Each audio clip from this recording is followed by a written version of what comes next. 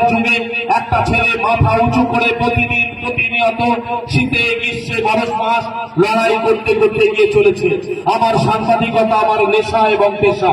1994 সালে সাংবাদিকতা শুরু করি, 96 সাল থেকে বর্তমান কাগজে, আর 2 বছর পরে অবসরের জীবন। কারণ এগিয়ে চলেছে দিনগুলো। আজ বসন্ত উৎসব হলো প্রখর দাবদাহের মধ্যে গ্রীষ্ম একটা বসন্তের আবেশ। এখানে শোভনদেব চট্টোপাধ্যায় এসেছেন, আরো অনেক বিশিষ্ট ব্যক্তিরা আসবেন।